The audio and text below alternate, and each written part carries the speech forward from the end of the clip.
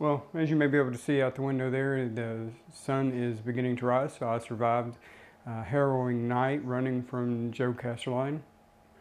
Um, he's an evil man. He does have affiliations with the undead, as I found out.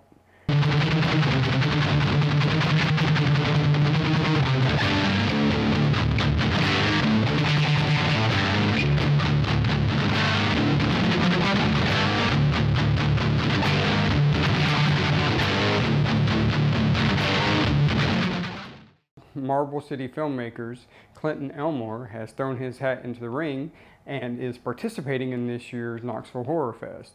We are Team Drunken Turnip and we expect to bring it. Am I in focus? Joe Casterline, my Drunken Turnip teammate, was featured in Marble City Filmmaker. Anyone familiar with the editing process knows that there's a lot of good material that often gets left out due to time constraints and developing a narrative flow to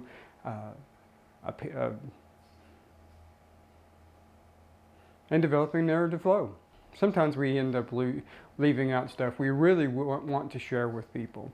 And there was one quote from Joe in particular about what art means to him and being given the chance to take center stage.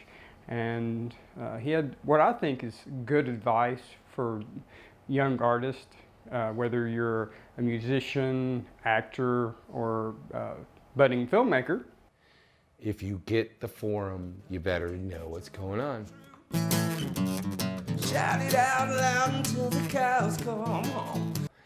Some friends of mine, Margie and Chris and I, when we were in Manhattan, it was Valentine's, and we printed up a ton of sonnets, Shakespeare sonnets on these red harps, and we crashed the subways.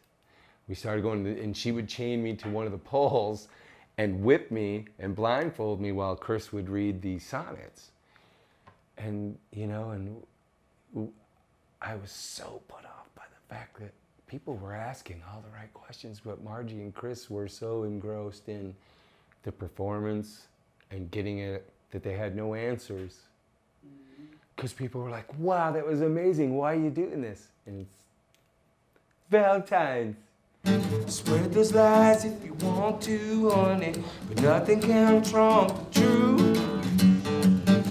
Sometimes an outline is good and just running at it and doing your art, but you should really have an answer for when somebody says, hey, what you doing? That looks really cool. What is it?